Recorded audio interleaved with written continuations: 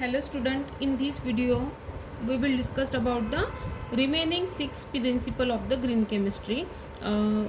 Before this video we will discuss on the first 6 principle of the green chemistry. Okay, so now let's start about the seventh principle, that is the use renewable feedstocks. Okay, so wherever possible chemical transformation should be designed to utilize the raw material and feedstock that are renewable. मतलब जो हम क्या कर रहे हैं, chemical reaction transformation कर रहे हैं, तो जो रॉ मटेरियल यूज़ कर रहे हैं वो एंड जो फीड स्टॉक यूज़ कर रहे हैं ड्यूरिंग द रिएक्शंस, ओके, वो कैसे चाहिए, रिन्यूएबल चाहिए. मतलब वो रिन्यू करते आना चाहिए. Example of renewable feed stocks include agricultural product और the waste of the other process. और उसमें हम यदि एग्रीकल्चरल प्रोडक्ट और वेस्ट ऑफ अदर प्रोसेसेस के feedstock as a renewable feedstock करके यूज़ करते हैं तो बहुत ही अच्छा है. Example of the depleting feedstocks includes raw material that are mined और the generated from the fossil fuel. Fossil fuel से यदि हम रॉ मटेरियल हम यूज़ करते हैं, एग्जाम्पल पेट्रोलियम, नेचुरल गैस और कोल, तो वो अच्छे रिन्यूएबल फीडस्टॉक्स हैं जो इको फ्रेंडली है और उसका कुछ हजार्डस इफेक्ट इन्वायरमेंट को नहीं होगा. Now next that is the eight principle, that is the avoid the chemical derivatives. Unnecessary derivation of blocking groups, protection, reprotection, temporary modification, physical and chemical process.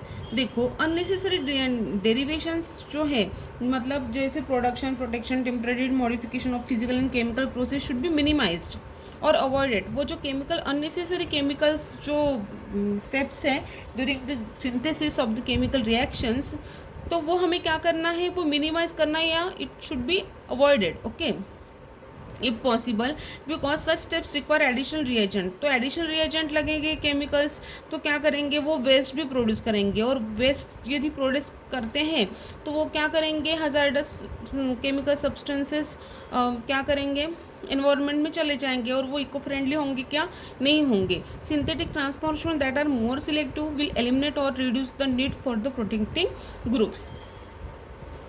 In addition, alternative synthetic sequences may eliminate to need the transfer functional group in the process. वही बता रहा है उन्होंने कि जो chemical derivatives है unnecessary, जिसका reactions में कोई यूज़ नहीं है, वो अवॉइड करना है. Use of the catalyst. देखो next that is 9th one, that is use of the catalyst. यदि हम कोई भी catalyst during the chemical reaction में यूज़ करते हैं तो वो रिएक्शन क्या करेंगे, फास्ट देगा और विदाउट, और हमें ऐसे डिज़ाइनिंग करनी पड़ेगी वो जो क्या करेंगे, हजार्डस प्रोडक्ट नहीं करेंगे और वो रिएक्शन टाइम भी बचाएंगा और क्या करेंगे, they can increase the selectivity of the reaction. Okay, next one that is the design of the degradation. देखो the chemical product should be design so that at the end of their function they break down their innocuous degradation product. मतलब ऐसे designing करनी है product degradation chemical product और skin, उसकी वजह से क्या होगा, कोई भी degradation product do not persist in the environment. Okay, effort related to the principle focus on the using material level design and develop product that will degrade into the hazardous substance and then reduce into the environment. और यदि बनता भी है तो वो उसको हम क्या कर सकेंगे, डिग्रेड कर सकेंगे और डिग्रेड करके हम उसमें उसको एनवायरनमेंट में फिर रिलीज कर सकेंगे, तो फिर उसका एनवायरनमेंट पे कोई भी असर नहीं होगा. Next one, that is analyze in the real time to prevent pollution. Okay, it is always important to monitor the progress of the reaction. हमें हमेशा प्रोग्रेस क्या हो रही है रिएक्शन में वो मॉनिटर करना है during the synthetic process and to know when the reaction is complete. यदि रिएक्शन कंप्लीट होती है और to detect the emergence of any unwanted by product, यदि कोई भी बाय प्रोडक्ट निकलता है तो हमें देखना है कि उसका रियल टाइम जो है, ठीक है, वो देखना है. उसके वजह से हम क्या कर सकते हैं, प्रिवेंट कर सकते हैं पोल्यूशन को. Wherever possible analytical methodologies should be developed and used to allow for real time in process monitoring and control the minimizing the formation of hazardous substances. Okay, जो hazardous substance जो form हो रहा है उसको हम क्या कर सकेंगे, minimize कर सकेंगे. Now last one, that is the minimize the potential for the accident. This is the last principle of the green chemistry. what it means? It means that one ways to minimize the potential for the chemical accident, मतलब यदि chemical accident जो होते हैं during the chemical synthetic in chemical reaction, okay, तो हम ये एक minimizing way है, ठीक है, to choose reagent and solvent that minimize the potential for explosion, मतलब हमें उसमें ऐसे रिएजेंट और ऐसे सॉल्वेंट यूज़ करने हैं, ठीक है, जो क्या कर सकते हैं, minimize the potential for the explosion, fire and accidental release, ठीक है, ये एक्सीडेंटल या फायर एक्सप्लोजन है वो क्या कर सके, रिलीज कर सके। Risk associated with this types of accidental can sometimes be reduced by altering to form solid, liquid और गैस और composition of the reagent, okay. ये क्या है, मेन ये है।